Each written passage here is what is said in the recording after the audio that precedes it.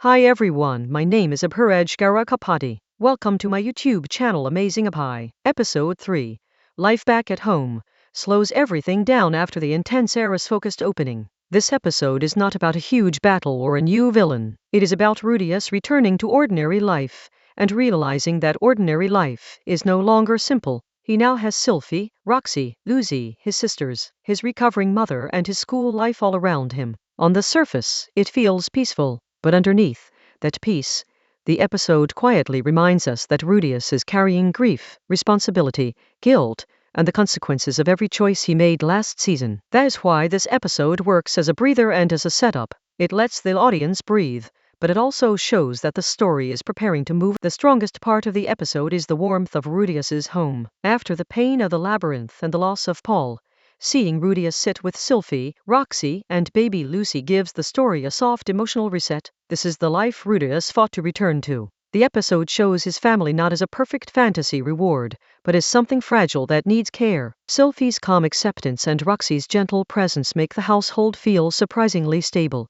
even though the situation could easily be filled with tension. The mood is warm but not shallow. Rudius is happy to be home, but the audience can still feel that he has changed. The two-way family dynamic is handled as a quiet slice of life, rhythm rather than a dramatic argument. Sylphie and Roxy are not portrayed as rivals in this episode. Instead, the focus is on how they are trying to build a shared life with Rudius. Sylphie's composure stands out because she does not treat Roxy like an enemy. Roxy, on the other hand, carries a softer nervousness, as if she is still finding her place in the family. That contrast makes the household feel alive. Rudius is not simply living a dream. He has to earn peace through honesty, emotional maturity, and respect for both. But the episode does not let the peaceful mood erase the pain. Zenith's condition remains one of the saddest unresolved parts of the story. Physically, she is back. Emotionally and mentally, she is still distant, almost trapped somewhere beyond normal communication. This hits Rudius hard, because saving Zenith was one of the biggest goals of the previous arc.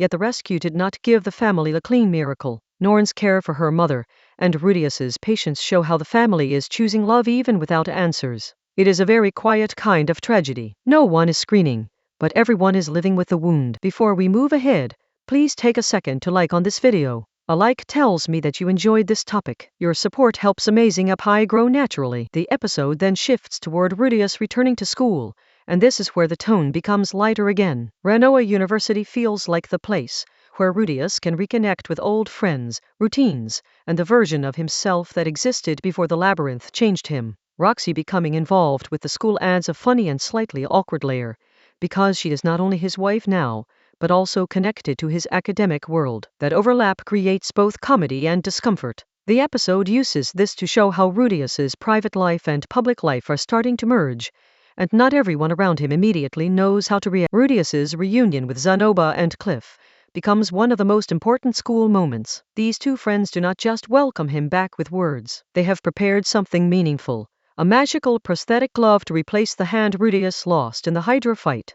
This is a powerful gesture because it shows how much Rudius's friends care about him. The hand is not only a tool, it is a symbol. Rudius came back wounded, and his friends are trying to help him live forward. The scene also reminds us how creative this world can be, blending magic, engineering, friendship, and emotional healing into one. When Rudius tests the magical hand, the moment carries two feelings at once. On one side, it is exciting because he can act more like himself again. On the other side, it raises an interesting question: should his recovery have been harder? The episode gives him a very useful solution quickly, and some viewers may feel that the story could have explored his disability longer. Still, as a character moment, the gift works. It tells us that Rudius is surrounded by people who are not just impressed by his power, but invested in his life. That support network matters, especially after everything he has lost. The quieter emotional scenes are what make episode 3 more than filler. Rudius is not simply back to normal. He is trying to act normal while carrying the memory of Paul,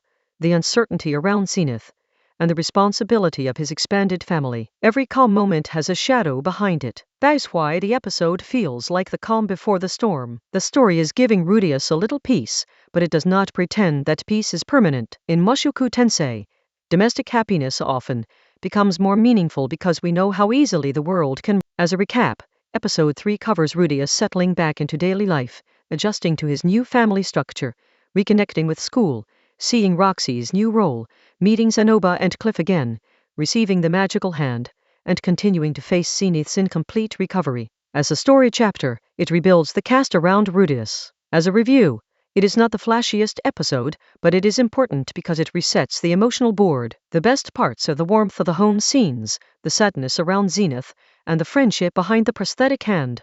The only weakness is that some conflicts are resolved or softened very quick. The ending feeling of episode 3 is simple. Rudius has returned home, but home is no longer the same place. He has more love around him, but also more responsibility. He has regained a hand, but he cannot regain Paul. He has saved Zenith, but he cannot fully bring her back. This contrast is what makes the episode emotionally useful. It reminds us that growth in Mushoku Tensei is never clean. Every reward comes with a scar. Every peaceful day carries the memory of what it cost, and because of that, Episode 3 prepares us for the next major movement of Season 3 with a quiet but heavy question. How long can this peaceful life last? If you enjoyed this video, please hit the like button and subscribe to Amazing Up High. Subscribing makes sure you do not miss the next video, and it gives me motivation to keep improving the quality of every upload. Thank you for being here, and I will see you in the next one.